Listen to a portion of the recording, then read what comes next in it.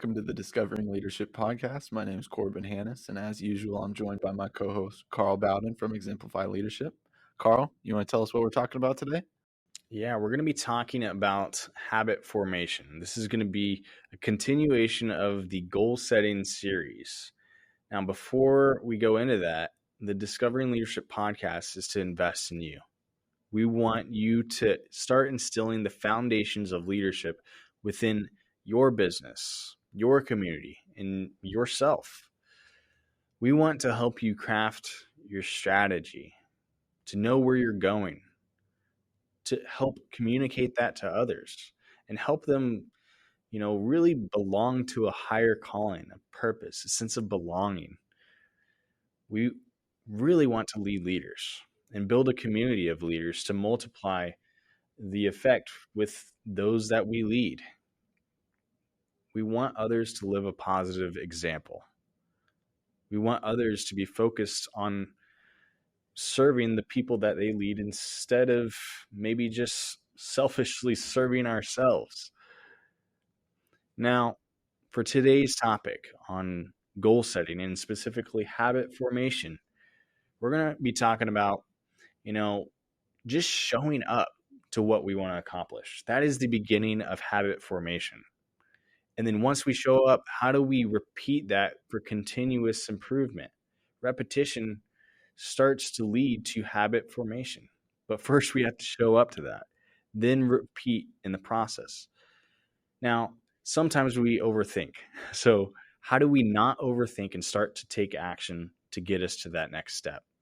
And then moving from the conscious mind to the unconscious mind. Now, we're going to get deeper into all of those specific points within habit formation in this episode.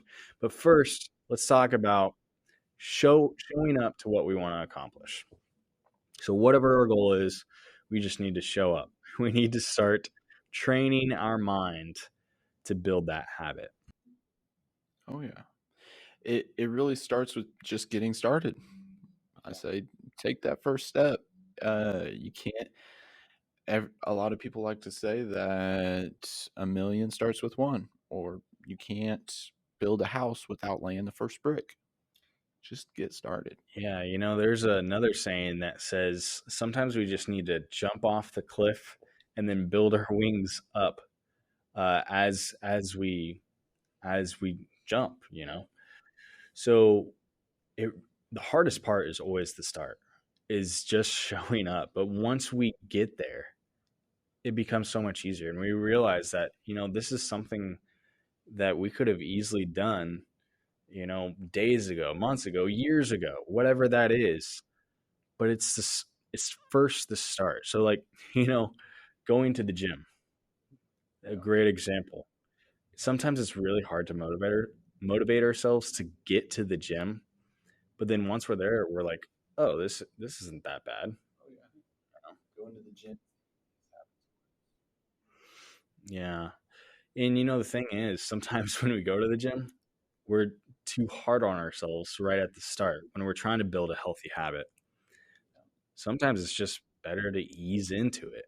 But going to the gym, a lot of people might show up and think it's hard to get started, or it's like really physically straining. Oftentimes it obviously can be. I mean, you're talking about a physical activity, but just getting started, again, if your goal is to lose weight, gain weight, gain a certain amount of muscle, have a certain tone or a certain body sculpture, whatever it might be, you got to get started with it. Take that first step, take action, try it out at the very least. I always love saying, just try it out.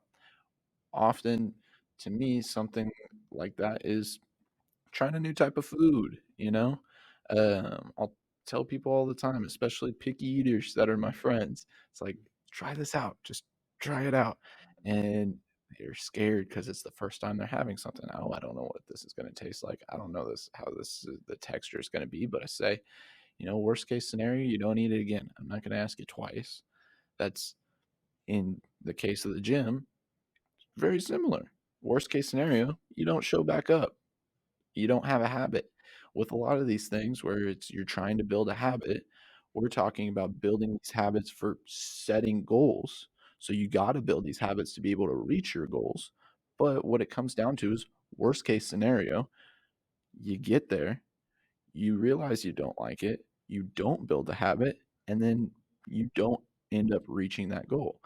But if that's the case and you realize, oh, I don't like this, then you're going to step back and reevaluate your goal in the first place. Yeah. When you're talking there, Corbin, I realized that one of people's greatest fears is the fear of the unknown. When we talk about the unknown, it is something that happens before we even start, you know. And what cures fear of the unknown? Action. Action cures fear. It starts with just showing up, taking that first action, and then once we take that action, we're like, oh, it's not that bad. We actually made it through this. So, whether it's like working out at the gym, or maybe we have a bad habit of showing up to work on time or late, I guess, and we want to be on time, it just starts with just creating that one action to get us there on time, or to go to the gym and start living a healthier life. Yeah. It just starts with that action. Now, what are some ways to make it easier for us? We can put this on our calendar. We can write things down.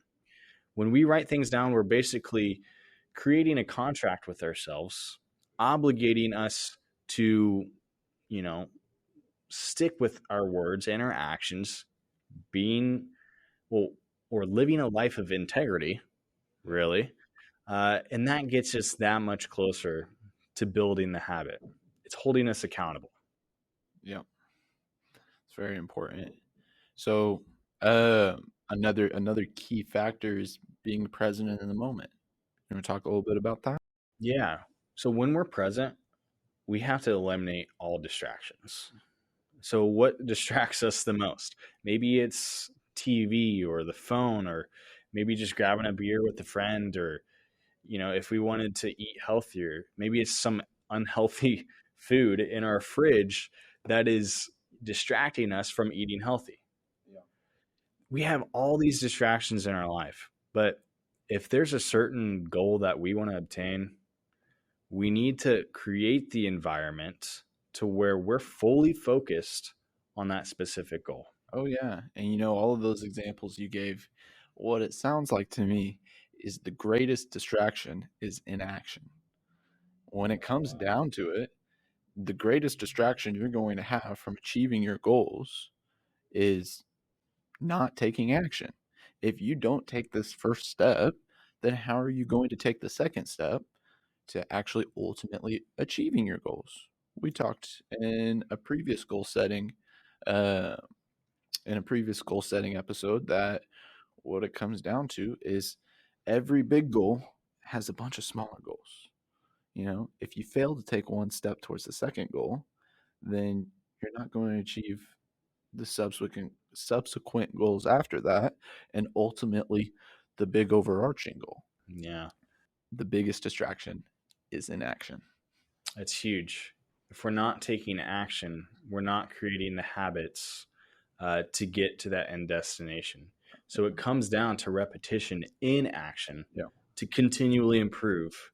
That's a different type of inaction. You're just putting a space in there. Repetition in space action. Two words. Exactly. That is true. Now, it reminds me of this quote. I think it's by Norman Vincent Peale. Now, it states that repetition of the same thought or physical action develops into a habit, which, repeated frequently enough, becomes an automatic reflex.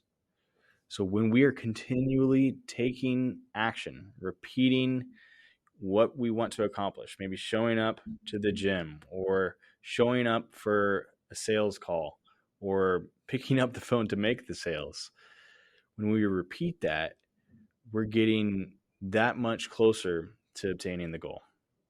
Now, there's a few examples of this.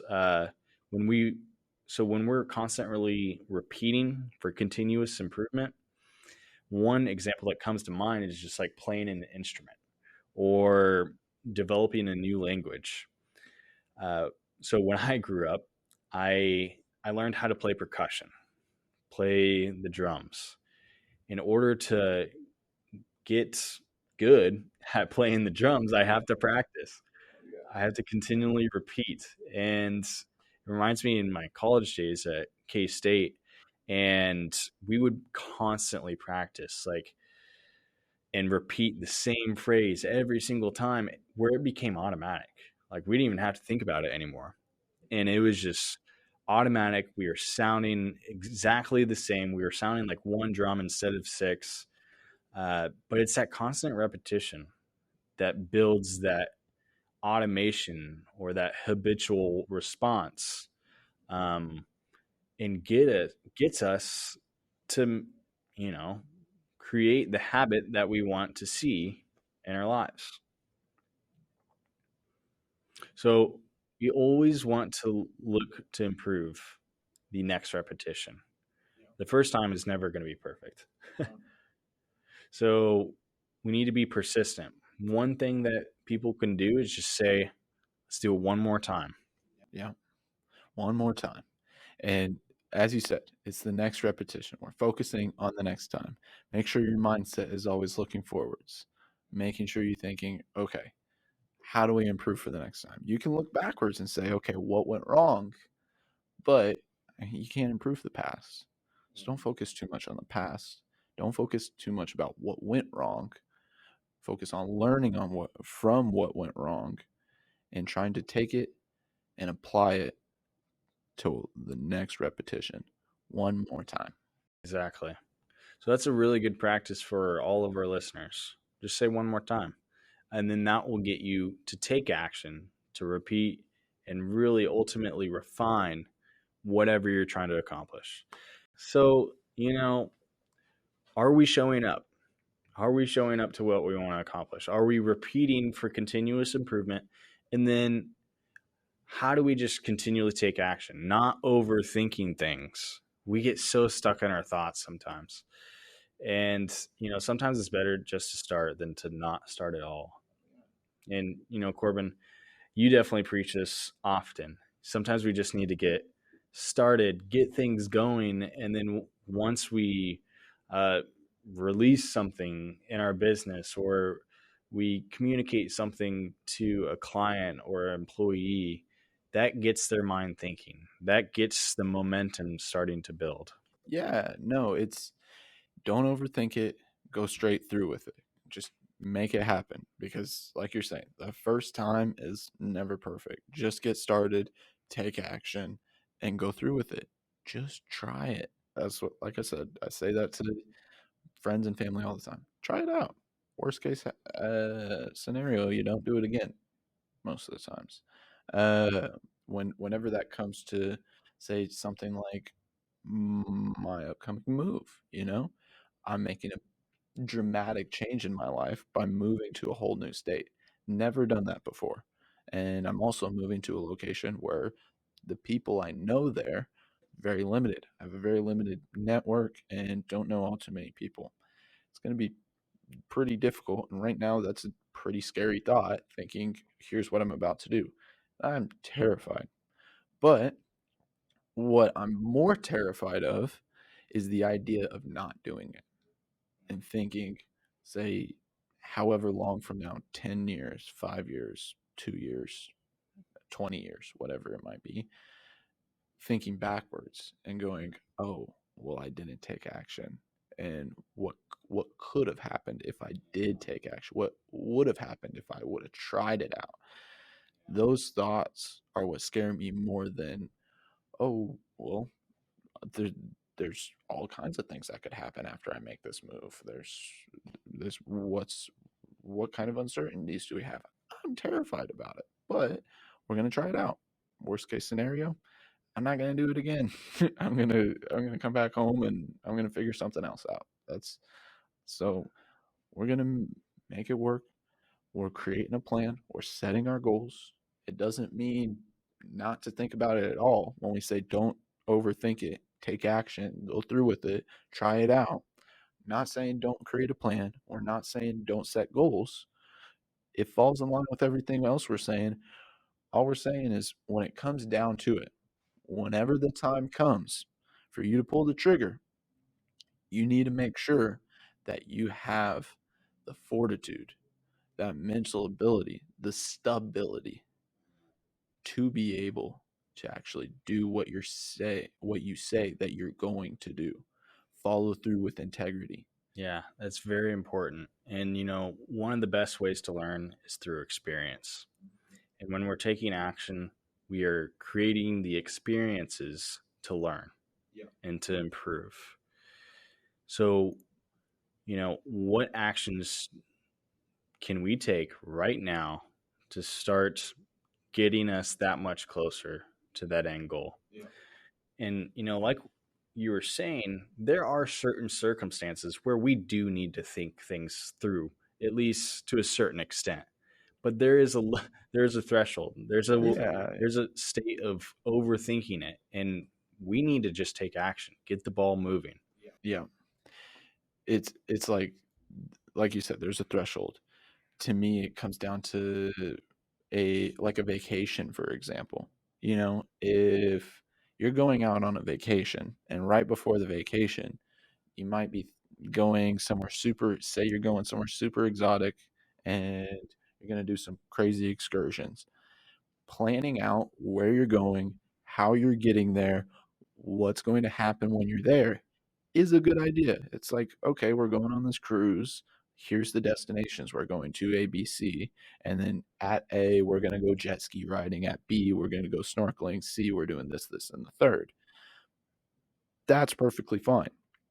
But when it comes down to me at the very least, some people might have different tolerances. But when it comes down to, okay, when we go jet ski riding, we have to be there at 11:03 a.m. and we're going to be back by 12:52 p.m.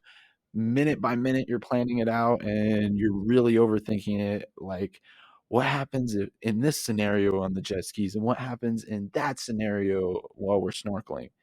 You might go overboard to that extent. It's obviously every scenario is different and everything that you're planning out is going to be different, and these thresholds might change from time to time, especially with what you're dealing with, the sensitivity of the issue, or how much risk is involved. You might need to do more planning, but nonetheless, like we're saying, at some point in time, that time is going to come where you need to actually take action. And in our very first example, where you need to actually go to the gym and put some reps in. Put the reps in. Yeah, that's huge. Our first attempt is never going to be our best attempt. Greatness comes with continued effort over time through persistence and discipline to take the action. Now, when we discipline ourselves to continually take that action and repeat those steps, repeat those experiences, we're going to get to that end destination. But it can't be overthought, because sometimes overthinking leads to paralysis. We become paralyzed in our own minds. So when we take that action, we're developing the habit of getting that much closer to our goal. Now, ultimately, we want to make the conscious mind unconscious. So after thinking through all these things, it becomes habitual, it becomes automatic, to where it is the habit that we have formed. So being conscious involves thinking through things. So, for example, like working through a math problem, that is consciously like thinking through this math problem to find an answer. Now, an example of the unconscious mind would be something that's automatic. So, what's automatic? Let's take the human body, for instance. So, when we breathe, or when our heart continually beats in our chest, that is an automatic response. It is the unconscious mind telling the heart and the lungs to keep us alive. So that's the difference between conscious and the unconscious mind. Now, the subconscious mind processes information much faster than the conscious mind.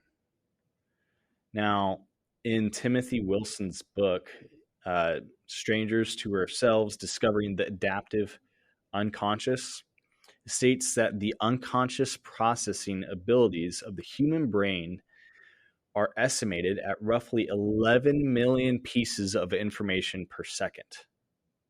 Now, when we compare that to the conscious mind processing bits of information, the conscious mind processes it about 40 pieces per second. That is a massive difference. 40 pieces versus 11 million pieces of information per second. That's crazy. So when we are going from the conscious mind to the unconscious, making the conscious mind unconscious, we are multiplying our effect beyond measure. It is a huge difference. It's becoming automatic. So, how do we do this? Again, continual practice and repetition. We need to make it become more automatic. It's like what you're saying earlier, and just taking action and continually repeating that cycle to get us to those healthy habits that we want to see. Yeah. And like you were saying earlier, you do it over and over again. You go and repeat the same, I think you said the term phrase when it comes to your drum line. You do the same phrase over and over and over again, and then you forgot you were even doing certain parts of the phrase. You just went through with it. You just did it. Like brushing your teeth. How many of you think about brushing your teeth whenever you're brushing your teeth? You just go through with the process. I think most people have a morning routine. It's just the same way. You go through the same things over and over again. You build in your habits. You got good habits. Be intentional about building your goals into your habits, focusing on the actions that you're going through to achieve your goals, and then thinking about what kind of habits can I create from these actions to help me better achieve my goals over time. That's huge. And really, when we're constantly practicing this, creating the repetition, putting the reps in, we're creating automation, which really goes to the unconscious mind. So we want to have unconscious competence, which is ultimately automation in our habit formation. So, we need to ask ourselves, how can we automate our thinking, our habits to where we're living the life that we want to live, and we don't ultimately have to think about it all that much? How can we automate our business? So that's a challenge for our podcast listeners. How can you automate your business? How can you automate your lifestyle? How can you automate your thinking? What's it going to take to put the reps in to develop those healthy habits? So that is habit formation. We have to build healthy habits to reach our goals. Now, for our next episode, we're going to be talking about gathering the right team to complete our goals. It's going to be continuing our goal setting series and getting the right people in place to achieve what we want to accomplish. Remember, you can check out all these episodes every other Tuesday, either on Spotify, Apple, or Google Podcasts. And don't forget to check out Enturian.com. That's Enturian.com. Also, make sure to take a look at exemplifyleadership.com. Carl and I here are posting all of the updates you need to keep up with our podcast in the next, well, as they're getting posted, as everything's getting published.